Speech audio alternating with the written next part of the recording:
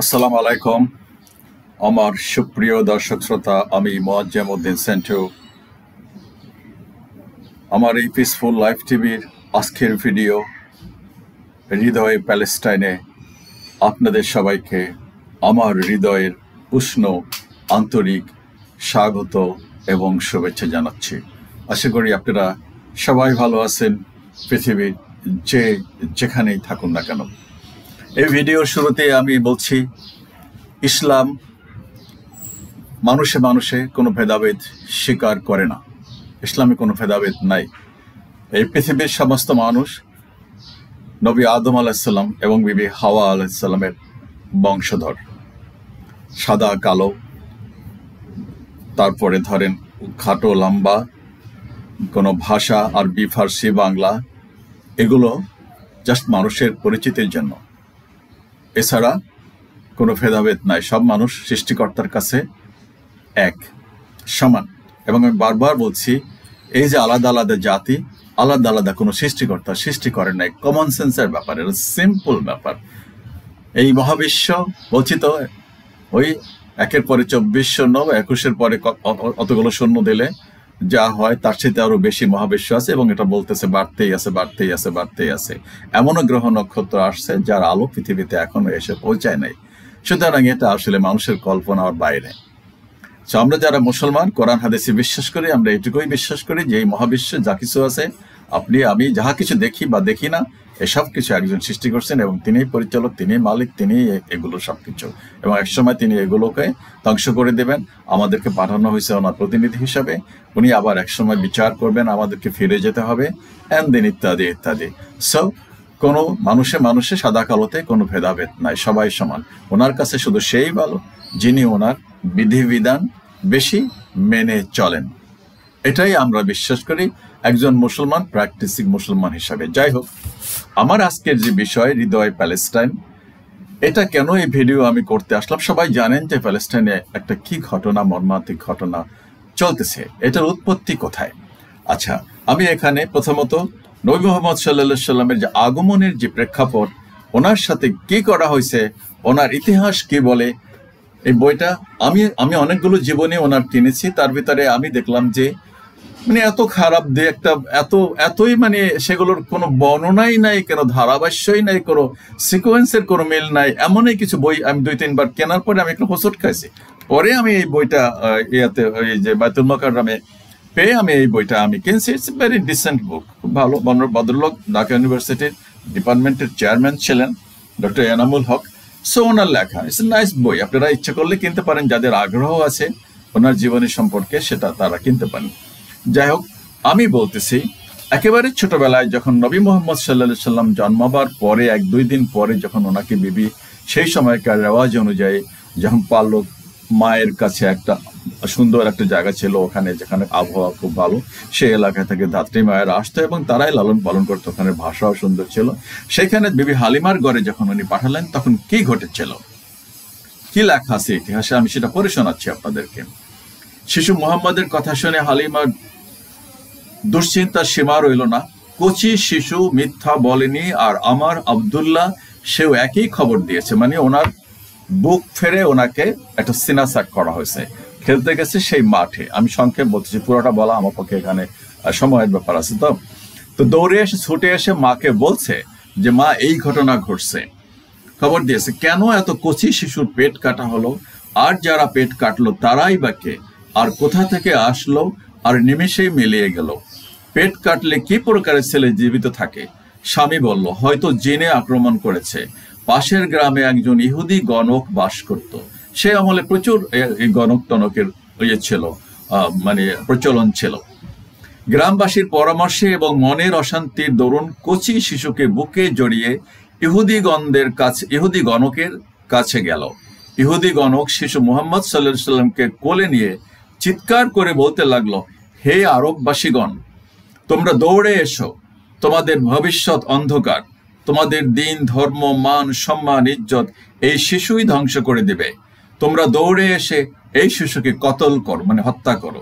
গণকের এ ধরনের কথা শোনা মাত্রই তার বুকে প্রচন্ড এক লাথি মেরে শিশুকে কেড়ে নিল। মনের চিন্তা দ্বিগুণ বেড়ে গেল। তার বাড়িতে আর এই ছেলেকে রাখা সম্ভব নয়।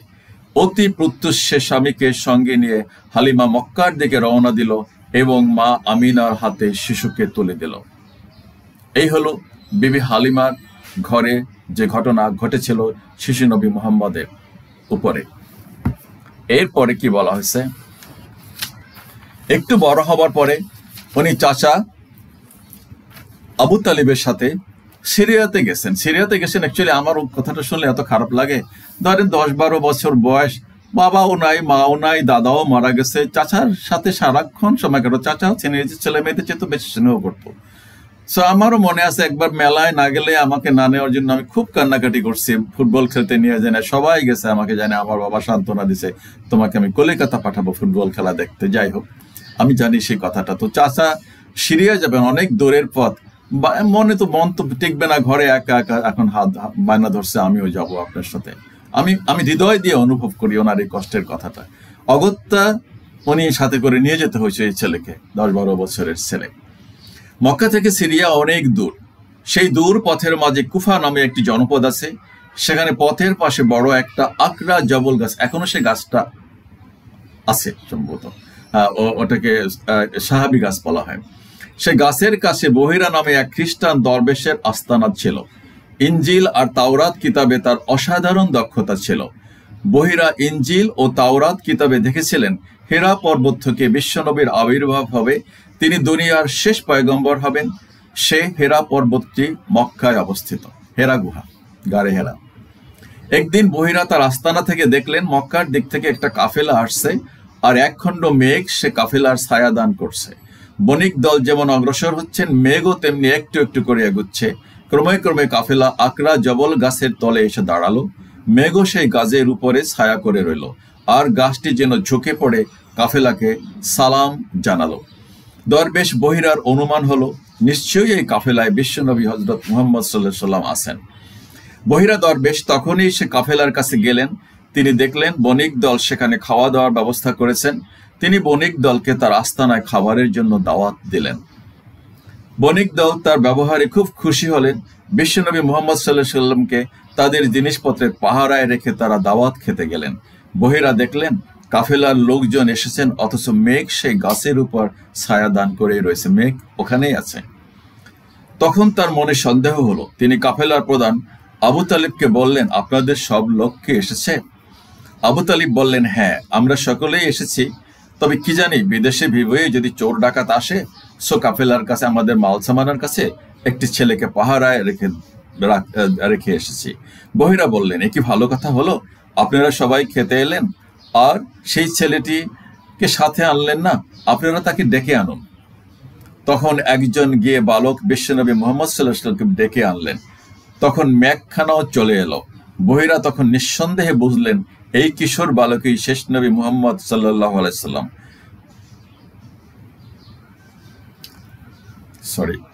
বহিরা দরবেশ নিজেকে মহা সৌভাগ্যবান মনে করলেন। আমি যদি সেই বহিরা হতাম, আমার খুব আবেগপ্রবণ হয়ে পড়ছে। চিন্তা করেন, একজন বিধর্মী মানুষ। রাতে সকলে ঘুমিয়ে পড়লে দরবেশ বহিরা বালক হযরত মুহাম্মদ সাল্লাল্লাহু আলাইহি ওয়াসাল্লামের কাছে উপস্থিত হয়ে তাকে জিজ্ঞেস করলেন, তুমি কি কোনো স্বপ্ন দেখতে পাও? তিনি বললেন, হ্যাঁ। বহিরা তার অদ্ভুত এবং অলৌকিক স্বপ্ন বৃত্তান্ত অবগত হয়ে মুহাম্মদ সাল্লাল্লাহু আলাইহি ওয়াসাল্লাম পৃষ্ঠ দর্শন করে তার পৃষ্ঠের উপর মোহরের নবুয়ত চিহ্ন দেখে বললেন, একটা চিহ্ন ছিল পিছনে নবীর, মোহর, সেল মোহর, যে ইনি নবী। সিটিতে সেল মোহর দেওয়া যায় না, একদম গালা সেল গালা করে, এরকম নবুয়তের মহড়া বা মোহর চিহ্ন দেখে বললেন, তুমি সেই। অতঃপর বহিরা আবু তালিবকে গোপনে ডেকে বললেন, আপনার ভাইপোটি সাধারণ বালক নন। গোপনে ডেকে বলছে, ভালো মানুষ ছিল, ও তো সৌভাগ্য মনে করতেছে যে আমি যদি থাকতে পারতাম, দেখতাম একে নবুয়তী। ইনি হলেন শেষ নবী, বিশ্বনবী, তাকে খুব সাবধানে রাখবেন। আপনি তাড়াতাড়ি দেশে ফিরে যান, এই ছেলেকে নিয়ে যাবেন না আপনি সিরিয়ায়। সিরিয়ায় ইহুদিরা তাকে পেলে মেরে ফেলবে। একথা শুনে আবু তালিব হযরত মুহাম্মদ সাল্লাল্লাহু আলাইহি ওয়াসাল্লামকে নিয়ে তাড়াতাড়ি দেশে ফিরে আসেন। বুঝেন কিরকম বৈরিতা শিশু মুহাম্মাদের জন্মার পর থেকেই ছিল। এরপরে আমি কয়েকটা ইহুদিদের সম্পর্কে এই কোরআনের মানে বহু আয়াত আয়াত আছে, বলা আছে, সেদিকে তো আর আলাপ করা সম্ভব না। আমি তো আসছি হৃদয়ে প্যালেস্টাইন নিয়ে কথা বলতে, আমার হৃদয়ে প্যালেস্টাইন নিয়ে কথা বলতে। রক্তক্ষরণ হয়, কত নিষ্পাপ লোককে কি নির্মমভাবে মারা হচ্ছে, আর মুসলিম উম্মাহ, আমি একজন মুসলমান হয়ে নীরবে নীরবে নীরবেই আমি দেখতেছি, অবলোকন করে যাচ্ছি। আজকে 1 বছর কত মাস হয়েছে, আর এর আগে তো 3-4 বার যুদ্ধ হয়েছে। এবার দেখেন কে বলতেছে, কোরআনের দু চারটা আয়াতে আমি আমি আমি দেখাচ্ছি কি বলতেছে এখানে। সূরা সাফা আয়াত 6, স্মরণ করো ঈসা ইবনে মরিয়ম বলেছিলেন, হে বনি ইসরায়েল, আমি তোমাদের কাছে আল্লাহর রাসূল এবং আমার পূর্ববর্তী তাওরাত কিতাবে আমি সত্যতা প্রতিপাদনকারী। তাওরাতকে, ইহুদিদের কিতাবকে, ইনজিল তো আসছে পরে, সে প্রত্যয়ন করছে যে তোমাদের এটাও ধর্মীয় কিতাব। আর আমি সুসংবাদদাতা, আমি I am giving a good news. আমি সুসংবাদদাতা এমন একজন রাসূলের, যিনি আমার পরে আসবেন, যার নাম আহমদ। যখন তিনি স্পর্শ নিদর্শন নিয়ে তাদের কাছে আসলেন, তখন তারা বলল, এ তো এক প্রকাশ্য জাদু। অস্বীকার করলো ইহুদিরা, এ তো এক প্রকাশ্য জাদু। এটা কে বলছেন? ঈসা আলাইহিস সালাম। গেল এটা। এরপরে আসে বাকারাতে কি বলছে। আমি বলছি বহু আয়াত আছে ইহুদিদের সম্পর্কে, এবং আমি আগেই বলে নিছি, আল্লাহ তাআলা মানুষে মানুষে কোনো ভেদাভেদ সৃষ্টি করেন নাই। আল্লাহর কাছে সব মানুষ সমান। আমি ভালো কাজ করি, মন্দ কাজ করি, আমার এটাই বিচার হবে। আপনি ভালো কাজ করেন, মন্দ কাজ করেন, সেটারই বিচার হবে। যে বা যারা এই 800 কোটি বা যুগে যুগে যত মানুষ পৃথিবীতে আসছে এবং চলে গেছেন, প্রত্যেকের ভালো কাজ মন্দ কাজের বিচার হবে। That's all, that's the final. হ্যাঁ, কি বলছে এখানে? আয়াত নাম্বার 47, সূরা বাকারা।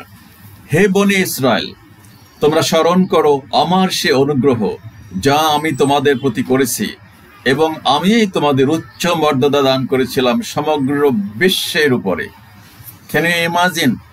গোটা পৃথিবীতে তাদেরকে শ্রেষ্ঠত্ব দেওয়া হয়েছিল, কিন্তু তারা একটা কথাও রাখেনি, তারা সেভাবে কিছুই করেনি। তারা মুসা আলাইহিস সালামকে তারা মানত না। এবং আমি তো পড়ছি, ভেরি ইন্টারেস্টিং এবং অত্যন্ত লজ্জারও। সেগুলো তারা নিজেরা মন গড়া, যেটা তাদের স্বার্থে কাজে লাগবে সেটাই তারা করবে, নিজেরাই আইন তৈরি করবে, নিজেরাই তাদের মানে সব ওই আয়াত মায়াত এগুলো চেঞ্জ করে তাদের পক্ষে নেবে। এই এখন তারা কি করতেছে? তারা কোনো পৃথিবীর কাউকে তোয়াক্কা করতেছে? এনিওয়ে, সূরা বাকারার এই আয়াতে বলা হয়েছে, আল্লাহ তাআলা বলছেন, আমি তোমাদেরকে পৃথিবীতে শ্রেষ্ঠ জাতি সম্মান দিয়েছিলাম। আয়াত বাকারার 87-তে কি বলছে শুনেন। আর আমি তো মুসাকে কিতাব দিয়েছি এবং তারপরে পর্যায়ক্রমে রাসূলদের পাঠিয়েছি। মরিয়মের পুত্র ঈসাকে আমি স্পষ্ট মুজিজা দান করেছি এবং পবিত্র রূহের মাধ্যমে তাকে শক্তিশালী করেছি। তারপর যখনই কোনো রাসূল এমন কিছু নিয়ে এসেছে যা তোমাদের মনোপুত হয় নাই, তখনই তোমরা অহংকার করেছো। এই যে বললাম, তাদের মনোপুত না হলে তারা এটা মানবে না। তারা সেই হিংসা, সেই প্রতিহিংসার রেশ এখনই। এবং তাদেরকে আজকে 3000 3500 বছর তাদের আগমন মুসা আলাইহিস সালামের, এরকমই সম্ভবত। তো আজ পর্যন্ত তাদের নিজস্ব কোনো একটা স্টেট হয় নাই। এখানে তো তাদেরকে জোর করে একটা 100 বছর আগে, সেদিকে আমি যাব না, সেটা সবাই আপনারা জানেন, একটা স্টেট তৈরি করে দেওয়া হয়েছিল। 100 বছরের, 1000 বছরের মানুষের বসত বাড়িকে থেকে বিচ্ছিন্ন, উচ্ছেদ করে সেখানে একটা জবরদস্তি করে একটা বসতি তাদের জন্য গড়ে দেওয়া হয়েছে, একটা চক্রান্ত করে, একটা ষড়যন্ত্র করে আমি বলবো। যাই হোক, তো কি বলছে এখানে? তারপর তারা আর যখন আমি তোমাদের কাছ থেকে 87, মরিয়মের পুত্র ঈসাকে আমি স্পষ্ট মুজিজা দান করেছি এবং পবিত্র রূহের মাধ্যমে তাকে আমি শক্তিশালী করেছি। তারপর যখনই কোনো রসুল এমন কিছু নিয়ে এসেছে যা তোমাদের মনোপুত হয় নাই, তখনই তোমরা অহংকার করেছো আর তাদের কতককে মিথ্যাবাদী বলেছো এবং কতককে হত্যা করেছো। যেমন আমাদের এই নবী, তো আমাদের মানে কতবার অ্যাটেম্প নেওয়া হয়েছে ওনাকে হত্যা করার জন্য, ওনার লাশ পর্যন্ত চুরি করে নিয়ে যাওয়ার চেষ্টা করা হয়েছে এবং বহু নবীকে ওনারা হত্যা করছে। ওই যে জাকারিয়াটাকে, আরো অনেকের নাম, আমি তো আলেম ওলামা না, বহু ঘটনা তারা ঘটছে এবং এখনো তারা নির্বিচারে পাখির মতো মানুষকে মেনেই চলছে। যাই হোক, আমি যে বিষয়টা নিয়ে এখানে কথা বলতে আসছি সেটা আসলে যতটা দোষ ওদের, আমি মনে করি একজন মুসলমান হিসাবে এই গোটা ঘটনাটা, এই গত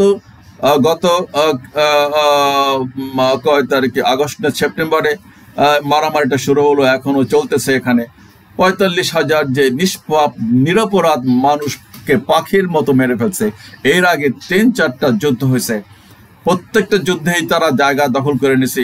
ইজিপ্টের জায়গা দখল করেছে, সিরিয়ার জায়গা দখল করছে, আপনি জর্ডানের জায়গা দখল করছে। মানে 200 কোটি মুসলমান, 57টা দেশ এতই দুর্বল, এতই অকর্মণ্য, এতই মানে অপদার্থ যে এই সমস্যার কোনো সমাধান করার যোগ্যতা, শক্তি, সামর্থ্য, বুদ্ধি, মেধা, দক্ষতা এই জাতির নাই।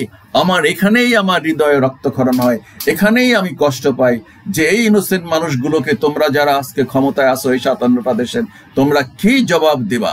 যদি তুমি মুসলমান হও, যদি তুমি বিশ্বাস করো যে না আমাদের প্রত্যেকের শেষ বিচারের দিনে এই সমস্ত কার্যকলাপের জন্য জবাব দিতে হলে, তাহলে তোমাকে প্রকম্পিত হওয়াই উচিত আমি মনে করি আর কি। আমি সমস্ত মুসলিম উম্মাকে আমি ধিক্কার জানাই। আমি অতি সাধারণ একজন মানুষ, আমি ধিক্কার জানাই এই জন্য যে এদের কাছে, এই শিশুদের কাছে কি জবাব দিবা?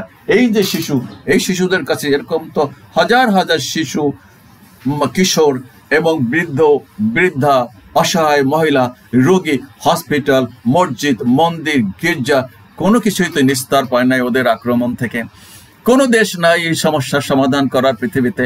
জোর করে একটা জায়গা, আজও মানুষ হাজার বছরের বসতভিটা থেকে কালকে বলতেছে বুলডোজার দিয়ে উঠে দিচ্ছে, তুমি এখান থেকে চলে যাও। What is this? এইটা কি পৃথিবীর সভ্যতা? এটা কি পৃথিবীর গণতন্ত্র? এটা কি পৃথিবীর শিষ্টাচার? এটা কি পৃথিবীর নিয়ম? আর এই 57টা মুসলিম দেশ সবাই মুখে কুলু পেটে বসে আছে, যা হবার হয়ে যাচ্ছে, কেউ রাও করতে পারতেছে না। এত এত ক্ষমতা, এত এত সম্পদ, সোনার প্লেন, সোনায় মোড়ানো প্রমোদতরী, এত এত এত এত বিলাস বেসন, এত এত সহায় সম্পদ, সোনার খনি, রূপার খনি, পিতলের খনি, স্বর্ণের খনি, টাকায় ডলারে ভাসতেছে তারা, কিন্তু এই সমস্যাটা সমাধান করতে তারা সবাই অপারগ, নপুংসক, অকর্মণ্য, কিচ্ছু করার নাই, বলার নাই। আমি এটাই বলতে চাচ্ছি আমার অবস্থান থেকে। এছাড়া বলার আমার কি আছে? আমি নিজে লজ্জিত বোধ করি, বিব্রত বোধ করি। বললাম তো ইতিহাস তো অনেক লম্বা, ওই ইতিহাস ঘেটে তো লাভ নাই। এখন যারা আপনারা একটু সচেতন তারা তো দেখতে পাচ্ছেন যে কি ঘটতেছে। আর এই যে ওআইসি নামে একটা সংস্থা আছে এদের কোনো রাও, অথচ ওরা দেখেন ন্যাটো কি করতেছে, কয়টা দেশ পৃথিবী তাদেরকে তোয়াজ করে, পৃথিবী তাদের গণ্য করে। আমি তো বলি সবসময় একটা পরাশক্তি নাই মুসলমানদের, একটা বিশ্বনীতি নাই যে আঙ্গুল চেয়ে কথা বলতে পারে যে হ্যাঁ এটা হবে, এটা হবে না, এটা হতে হবে। আছে? কেন নাই? প্রশ্ন আমার, কেন নাই? কিসের জন্য?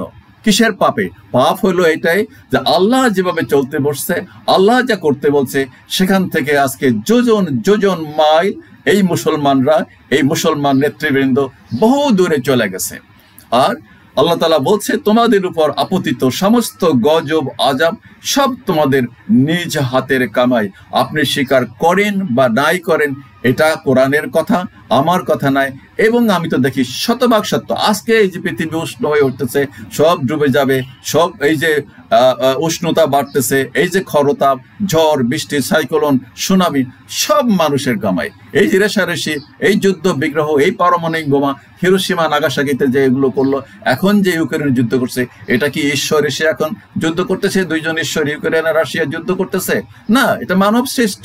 কি দরকার ছিল ওই জায়গাটায় গিয়া ওখানে একটু সুরসুরি দেওয়া যে রাশিয়ার এত বড় একটা শক্তিশালী দেশ, তার পাশে আর একটা দেশকে এত সুরসুরি দিয়ে ক্ষমতাবান বানানো, আর এটা ওদের বিরুদ্ধে নাটোর একটা ঘাঁটি গাড়া, ওখানে তাদের দলভুক্ত করা। এটা মানুষ বোঝে না? সব বোঝে। তার মানে কি? সমস্যার মিনিমাইজ করার, সমস্যার সমাধানের কেউ নাই, উস্কায় দেওয়ার সবাই আছে। এবং সবচেয়ে বড় কথা হলো, যদি পারতো এই পরাশক্তিগুলো ইসলাম মুসলমানদেরকে এই পৃথিবী থেকে একেবারে নিশ্চিহ্ন করে দিত, কিন্তু সেটা করা সম্ভব নয়। কারণ আল্লাহ তাআলা নিজেই এই কোরআনকে রক্ষা করবেন একথা বলা আছে। তো যতদিন ওনার ইচ্ছা ততদিনই কোরআন পৃথিবীতে থাকবে, এটা নষ্ট করার কেউ নাই, কারো সাধ্য নাই। আর মুসলমান যতদিন পর্যন্ত 2-4 জন থাকবে তার ভক্ত, ততদিন পর্যন্ত এটা কিয়ামত হবে না। কিয়ামত তো হবেই বলতেছে, বিজ্ঞানী তো বলতেছে, সূর্য গোটাই নেবে, তার তেল থাকবে না, ওই হাইড্রোজেন নাইট্রোজেন কিছু থাকবে না, এটা তো বিজ্ঞানের কথা। সো কিয়ামত হবে, সূর্য না থাকলে কিছুই থাকবে না। যাই হোক, আমার আজকের যে হৃদয় প্যালেস্টাইনে, আমি আমি আমি আমি অত্যন্ত বিক্ষুব্ধ হয়ে ভিডিওটা আমি করতে আসছি যে আমার হৃদয় আসলে রক্তক্ষরণ হয়, আমি কিছু করতে পারবো না। আমার এই ভিডিও রেকর্ড থাকবে, আমি এই কিয়ামতের দিন আমি এই ভিডিও নিয়ে উপস্থিত হব আল্লাহর দরবারে ইনশাআল্লাহ। আর আমি বলতেছি মুসলমানদের উদ্দেশ্যে, আমি বলতেছি সমগ্র মুসলমানদেরকে, আমার দর্শকরা তো ধরেন আছেন, এরা তো বলছি 15 থেকে 35 বছর বয়স, আপনাদের কি রেসপন্সিবিলিটি নেই, তারপরেও আমি বলবো ওনাদের জন্য দোয়া করেন যে আল্লাহ এই যুদ্ধটার একটা পরিসমাপ্তি হোক, এটা একটা অনাহত যুদ্ধ এবং ওখানে 2 রাষ্ট্রের একটা সমাধান এখানে হওয়া উচিত, এটাই যৌক্তিক কথা। তোমরা এখানে থাকো, আমরা এখানে থাকি না, তারা বলতেছি শুধু তারাই থাকবে, তাদের বাপ দাদার সম্পত্তি তারা থাকতে পারবে না, তারা থাকবে। এটা তো এটা হয় না, এটা একটা অবিচার, এটা একটা জুলুম, এটা একটা অমানবিকতা। পৃথিবীর কোনো নীতিশাস্ত্র, পৃথিবীর কোনো ন্যায়শাস্ত্র, কোনো বিবেক বুদ্ধি বিবেচনা এটা পারমিট করে না। সুতরাং উপরওয়ালা যে আছেন ওরা তো বিশ্বাস করে উপরওয়ালা আছে, এটা তো না বিশ্বাস করে না, ওরা তো দেওয়ালে মাথা ঠুকায় এখনো। তা আমি বলবো তোমাদের আল্লাহ তাআলাও তোমাদের সৃষ্টিকর্তাও এটা মেনে নেবে না, এটা নেওয়া সম্ভব নয়। সুতরাং আমি বলতেছি ভালো পথে আসো, ওখানে 2টা রাষ্ট্রের সমাধান করে দাও। আর এই যে নির্বিচার মানুষকে হত্যা করতেছো বাবা, এগুলোর জন্য জবাবদিহি করতে হবে। আপনারা যারা ইয়াং আছেন আমার এই কথাগুলো দেখবেন যে অনতি বিলম্বে এই কথাগুলো অক্ষরে অক্ষরে অক্ষরে অক্ষরে বলবে, কোনো ব্যত্যয় নাই, এখান থেকে কোনো মাফ নাই, এখান থেকে কোনো নিস্তার নাই ইনশাআল্লাহ। সো আমার সমবেদনা জানাই আমি হৃদয়ে প্যালেস্টাইন, আমি এই নিষ্পাপ যারা মারা গেছে আমি এদের আত্মার মাগফিরাত কামনা করতেছি। এই যুদ্ধটা বন্ধের আহ্বান জানাচ্ছি। এই অনাচার, এই অবিচার, এই যে হিংসা বিদ্বেষ বিবেচনা, তুমিও থাকো আমিও থাকি, লিভ অ্যান্ড লেট লিভ। এই পৃথিবীর এই সব মানুষ তো এক সৃষ্টিকর্তার সৃষ্টি, এখানে হিন্দু বৌদ্ধ খ্রিস্টান ইহুদি নাসারা ভিন্ন ভিন্ন সৃষ্টিকর্তার সৃষ্টি করে নাই, সবাই এক সৃষ্টিকর্তার সৃষ্টি। এই পশু পাখি গ্রহ নক্ষত্র যাহা কিছু আছে, আলো বাতাস, আমরা সব এক সৃষ্টিকর্তারটাই উপভোগ করি। এখানে কোনো বৈষম্য নাই, কোনো অবিচার নাই, কোনো ভেদাভেদ নাই, কিচ্ছু নাই, নাথিং। শুধু এগুলো মানুষের সৃষ্টি করা এগুলো। আর আমরা তো বিশ্বাস করি যে এই কোরআন এটাই আল্লাহ তাআলার জীবন বিধান, এটা মেনে চলায় প্রতিটা মানুষের কর্তব্য। তারপরে যদি তুমি না মানো ফাইন, সেটা আল্লাহ তাআলা দেখবে, সেটা আমার কোনো কনসার্ন নাই, আমি সেটা নিয়ে কথা বলতে চাই না। তোমারটা তুমি জবাব দিবা, আমারটা আমি জবাব দেবো। কিন্তু বাবা তুমিও থাকো এবং আমাকেও থাকতে দাও। তুমি অন্যের জায়গাটা, আমার বাড়ি ঘর থেকে আমাকে উচ্ছেদ করে দিয়া, আমার 100 বছরের বসতভিটা থেকে তুমি আমাকে উচ্ছেদ করে দিয়া তুমি সেখানে বাড়িঘর বানাবা। আর কিছু বৃহৎ শক্তি তাদেরকে এতটা সমর্থন দিচ্ছে, তারা ওই তো একজন বলছে যে তুমি তোমার এলাকায় নিয়ে গিয়ে একটা স্টেট দিয়ে দাও ওদেরকে, থাকুক ওরা ওখানে। সেটা করতে পারো না? সমুদ্রে ভরাট করে একটা ছোট স্টেট বানাই দাও, তোমার এত ক্ষমতা আছে। মহাকাশে একটা চাঁদে একটা কলোনি বানাই দাও, ওখানে ওরা স্বাধীনভাবে থাকুক, ওরা বিলাস বাসন করুক, ওখানে সমস্যা কোথায়? বা অ্যান্টার্কটিকায় বানাই দাও, যেখানে খুশি সেখানে বানাই দেওয়া। হ্যাঁ, প্রশান্ত মহাসাগরে একটা দ্বীপ বানাই দাও আর্টিফিশিয়ালি। সমস্ত তোমাদের তো ক্ষমতা আছে, you have power, you have resources, you have everything, so you do that. সমস্যা কোথায়? না, এখানে খোঁচাখুচি করতে হবে, এখানে মারামারি করতে হবে। কেন? হ্যাঁ, তো ওদেরকে থাকতে দাও, অসুবিধা কি আছে? জবরদস্তি করে করছো, এখন 2 দলকে থাকতে দাও, সেটাও করতেছো না। এটা যে একটা শয়তানি, এটা যে একটা মানে কি বলবে, একটা চক্রান্ত, এটা এই পৃথিবীর নাবালক শিশুও বোঝে। তো এই চক্রান্ত করে কোনো ভালো ফল আসবে না, অবধারিত। ওকে, আমি আপনাদেরকেও বলতেছি, যা সাদা সাদাকে বলবেন কালো, কালোকে কালোই বলবেন, ঠিকই বলবেন, বেঠিককেই বলবেন। বায়াসড হয়ে নিজের স্বার্থের জন্য কোনো মিথ্যা প্রবঞ্চনার আশ্রয় নেবেন না। তার জবাবদিহি, তার খেসারত নিজেকেই দিতে হবে। আল্লাহ হাফেজ, সালামু আলাইকুম। আপনাদের সকলের মুক্তি, সাফল্য, আয়োজনতি, সুখ শান্তি, সুস্থ দীর্ঘ জীবন কামনা করে বরাবরের মতনই আজকের ভিডিও এখানেই শেষ করছি। আল্লাহ হাফেজ।